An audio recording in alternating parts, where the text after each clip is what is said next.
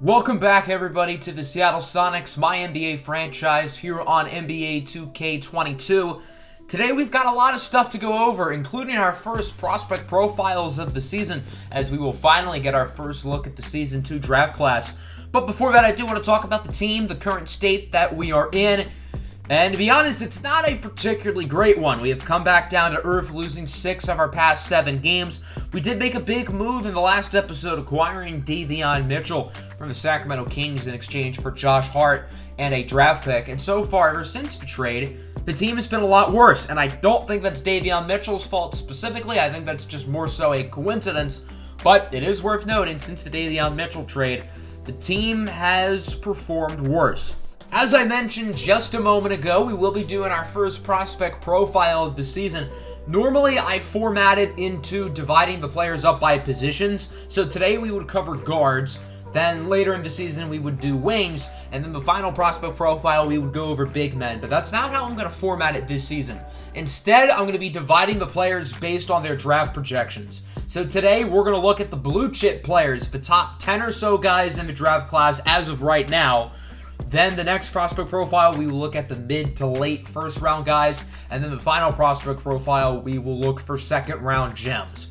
Now, please keep in mind, just because these guys are the top 10 projected picks now, that doesn't mean that'll hold up all season. Players move up and down the draft board. Look at Apollo Steele, the Indiana Pacers, for example. Projected to go in the second round pretty much all of last season. Had a great tournament for Creighton. Ends up in top 5 to 10 pick discussion. And the Pacers ended up picking him third. And he's actually been really good with Indiana, averaging around 21-8 on not horrible efficiency for a rookie.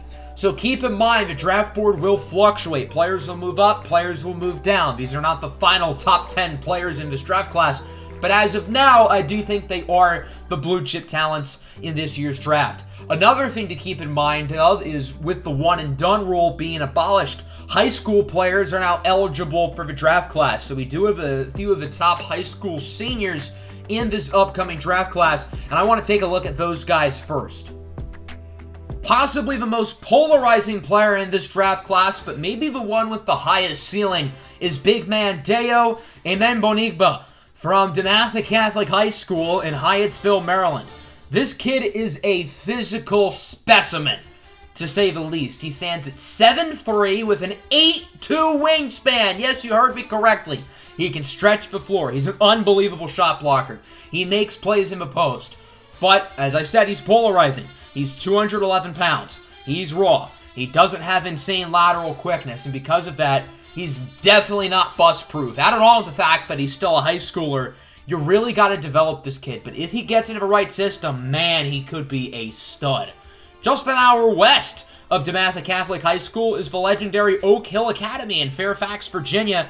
Their top player is Desmond Donovan, a really talented two-guard who is currently committed to play college basketball at Oklahoma State, but I think he's going to enter this draft class. An unbelievable scorer from all 3 levels, good playmaker, good defender, pretty good athleticism. He's a well-rounded guy. I think despite only being a high schooler, he is a high-floor player and someone who I think will be a really solid top 10 pick. Maybe my favorite international player in this draft class is point guard Quentin De Colo out of France. An unbelievable defender, has great size and length at 6'6", with a near 7-foot wingspan, and this kid is an unbelievably good perimeter defender. He's a little bit inconsistent offensively, although I do think he has a lot of upside as a shooter and a playmaker, but defensively, this kid's a star. I think he's going to be an all-NBA defender very early on in his career, and somebody who you can trust at that point guard position for the next decade and a half. Another international-born player is Cairo Nirmani.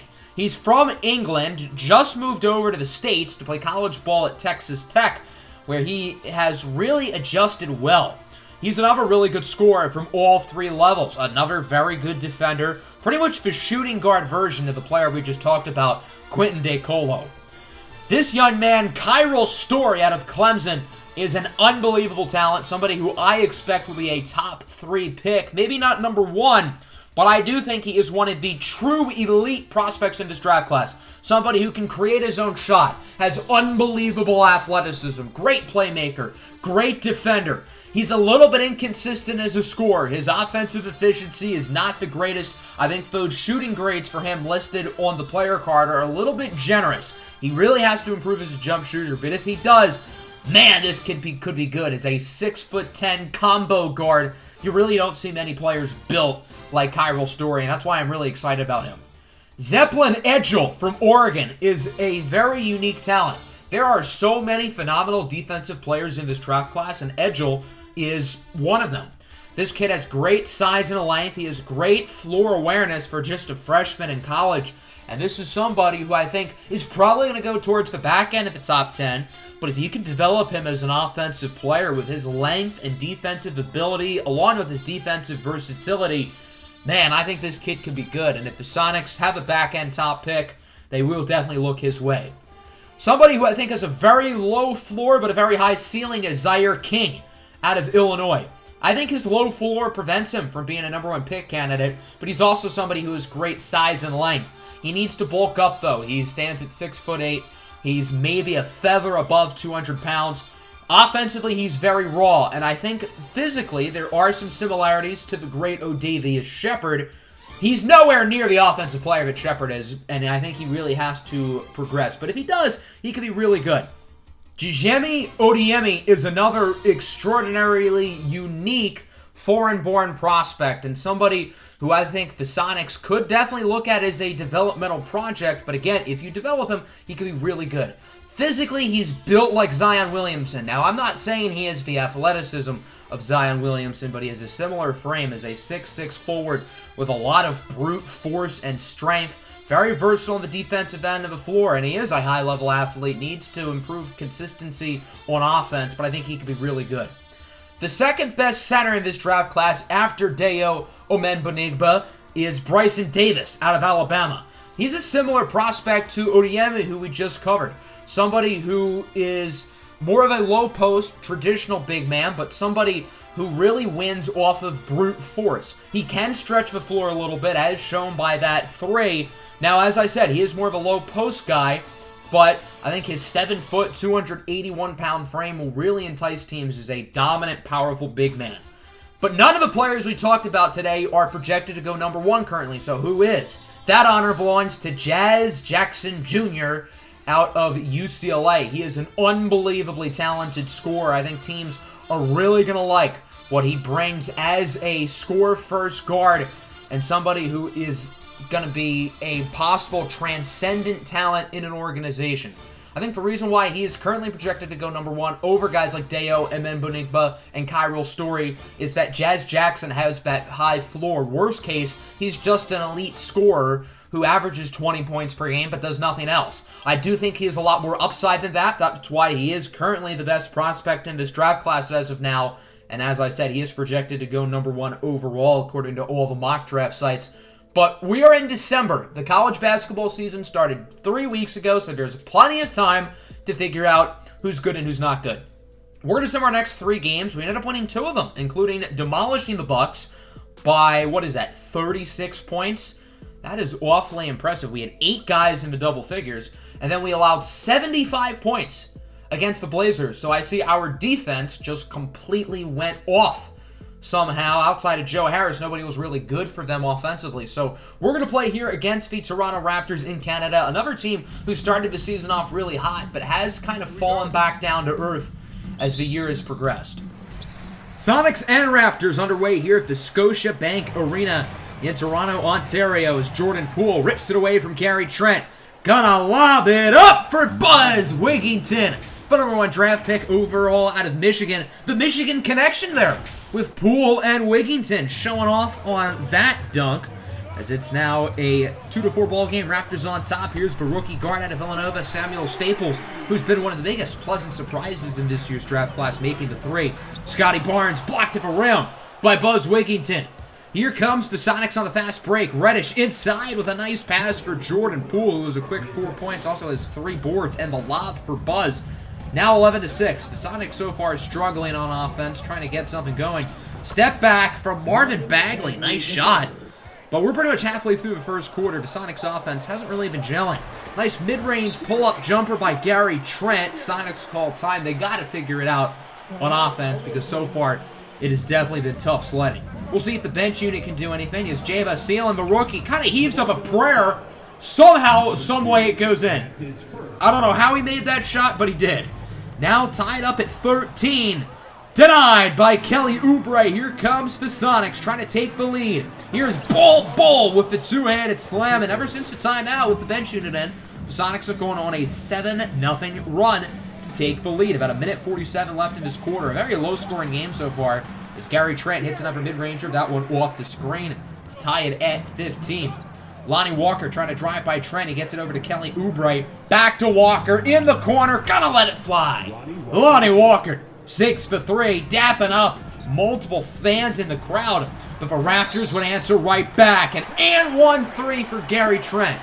Rule number 1 on defense, do not foul the jump shooter.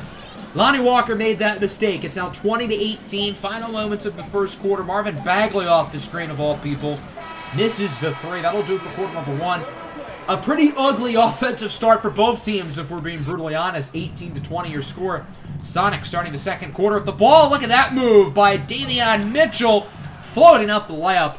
And with the Sonics playing better these past few games, I think the losing streak once Mitchell came can officially be ruled as a fluke. Nice pass from a rookie center out of France, Théodore Jougua II. One of the more interesting stories out of last year's draft class. If you want to learn more about him, you can check out the prospect profile when we did Big Men. Cam Reddish sinks the nice fadeaway shot. That pass stolen away. Buzz Wigginton picks it up. Sonics on the fast break. Reddish for Hampton. Great ball movement on that possession by the Seattle Sonics. And we're now tied at 24. Davion Mitchell in the corner for killer Cam Reddish, who sinks for 3, putting Seattle up.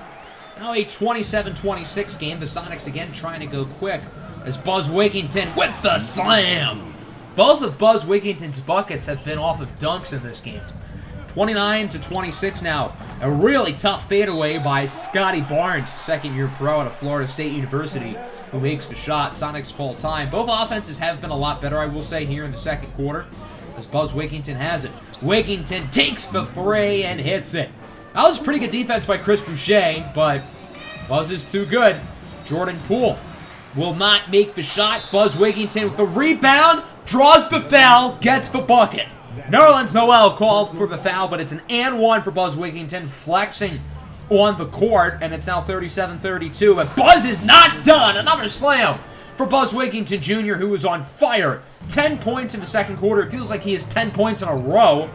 Sonics trying to get an ISO here for Wigginton. One-on-one against Boucher. He passes it out for Oscar, who will drive inside. So the ISO for Buzz doesn't work, but the Sonics do get points on that possession. They lead by 3, 41-38. And the Raptors are going to tie it. An and 1 for Juan Toscano-Anderson. Kelly Oubre tried to draw the charge, but he was unable to keep his feet set. So it's an and 1 for Toscano-Anderson. We're tied at 41. Toronto trying to take the lead, and they do. Another really nice shot there. I believe that was again Samuel Staples, the rookie guard out of Villanova. Tied at 43. Marvin Bagley with a great pass for Buzz Wigginton. Back to Bagley. A little two-man game there. Good work by the two big men, Buzz and Bagley. Now 45 apiece. Buzz Wigginton with a pump fake over to Lonnie Walker, who also gets the pump fake. Walker with the one-handed throwdown, and the Seattle Sonics are back up. A back and forth second quarter here. Both offenses looking a lot better. Wigginton in the corner for Kelly Oubre. Back to Buzz. Fadeaway is good. Buzz Wigginton is just too much. Doing a little bit of everything. 14, 5, and 4. Last-ditch effort here in the first half for Toronto to get some more points. Samuel Staples with the spin move. Staples with the buzzer. No good. Nice defense by the fellow rookie point guard, Oscar J. Basile. That'll do it for the first half. A pretty entertaining game so far. 49-45. Buzz Wigginton doing a little bit of everything for the Sonics. Gary Trent Jr., meanwhile, with 16 points for Toronto. The backcourt of him and Staples has been pretty good. But the rest of the team hasn't done a whole lot. Quiet start for Scotty Barnes and OG Anunoby as we go to the third quarter. Cam Reddish misses the shot, and one putback. Again, offensive rebounds, not only leading to points, but also getting foul calls. Great work by the Sonics. Nice pass for Poole, who misses the shot. Good rebound by Marvin Bagley, who's pretty close to a double-double. He has 8 points along with 7 rebounds. Sonics lead by 7. Buzz Wigington wide open. Nothing but net for Buzz Wigington, who looks like he fell on one of the fans' laps. Okay. 59-49 now. Wigington trying to drive by Boucher. He's going to take the mid-range shot, and Buzz Wigington is on another planet right now. He's been the best player on the floor tonight, and it hasn't really been close. 61-49. Nice screen, but Buzz rips it away from Boucher, who gets it right back. Good work by Chris Boucher to keep it a 10-point game. 63-53 now. Reddish, step back. Good defense by Anunoby. Shot no good. But Buzz Wigington, again, there for rebound. Now is 21, 7, 4, and a lot of blocks. 65-53. Wigington denies it. Here comes Seattle on the fast break. Bagley for Davion Mitchell, who lets it fly. Look at the score. The Seattle Sonics all of a sudden lead by 15. Something clicked for the Sonics on both sides of the floor today, but they're not done. Following possession, now it's Kelly Oubre who makes the 3, and it is an 18-point Sonic lead. How about a 20-point lead? Oscar J. Basile with the slam. Pretty sure the Sonics are on a nice 10-0 run right now. Now it's a 10-2 run. The Raptors finally scored some more points, trying to get some more in there. As Scotty Barnes will get the nice layup to go in. 73-57. Minute 20 left in the quarter. Little mismatch here. Theodore Dubois with the hook shot. The Frenchman. 75-59. Sonics on the fast break. Pull up 3 from Hampton is no good. Lonnie Walker in the paint with another putback for the Sonics, and they are back up by 18 points. Winding moments of the quarter. R.J. Hampton gets by Bagley. Hampton at the buzzer! R.J. Hampton sinks the off-the-dribble mid-ranger. It's a 20-point lead in favor of the Seattle Sonics. And this game appears to be over, but there is a storyline I want to talk about real quick. Buzz Wigington has a legitimate shot at a quadruple-double. He has 21 points, 9 rebounds, 5 assists, and 7 blocks. Our very own Buzz Wigington has a chance to be the 5th player in NBA history and the first since the Hall of Famer David Robinson in 1994 to complete a quadruple-double. There's his 10th rebound, so he now has a double-double. That's a good start, but he needs to get 5 assists and 3 blocks. Here's the first one at the rim on Precious Achiuwa. Great work by Buzz Wigington, and now it's time to feed his teammates. If Wigington's going to be double-teamed, that's going to mean somebody's open. That time it was Cam Reddish who hits the 3. And if the Sonics keep doing this, the quadruple-double could actually happen. Gary Trent kind of just heaved up a 3 of 2 defenders in his face. Got to show one good thing in the fourth quarter for Toronto. Easy assist for Buzz Wigington. That's number 9 over to Cam Reddish. So he's now 1 assist and 2 blocks away. Let's get the assists right here. Jordan Poole open in the corner for 3. Buzz Wigington's first career triple-double. And he is 2 blocks away from the quad dub. He has about 3 minutes to do it. Inside for Boucher. There's number 9. Wigington blocks it. He is 1 block away from a quad dub. Time winding down on the shot clock. Staples has to heave it up, and he's denied. Buzz Wigington has completed history. 23 points, 12 boards, 10 assists, and 10 blocks. The 5th player in NBA history to complete a quadruple-double, and the first one in nearly 3 decades. The only other players to do it, Nate Thurmond, Hall of Famer. Alvin Robertson, Hakeem Olajuwon, Hall of Famer. And David Robinson, Hall of Famer. That's a pretty darn good list for Buzz Wigington as a rookie in, his 27th career game to do. An unbelievable showing there by Buzz Wigington. The Sonics get the win 100-86. What a fun game that was. And as a team, the Sonics played great defense. It helps when Buzz Wigington gets 10 blocks, the most blocks by a single player in any game in the NBA this season. 28 points for Trent, 19 for Barnes, 13 for Staples, but the big story was obviously our stats. Buzz Wigington's official stat line, 23 points, 12 boards, 10 assists, 10 blocks on efficient shooting, might I add. So just an unbelievable game for Buzz. He tied his season high in assists. Obviously, he broke his season high in blocks, and as I said earlier, that's the most blocks in a game by any player this season.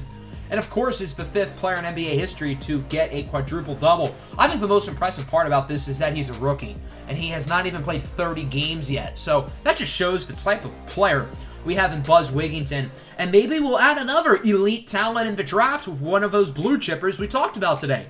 Hope everybody enjoyed the episode. Certainly a fun one. Make sure to hit the like button. Make sure to subscribe to the channel if you are new. Peace out.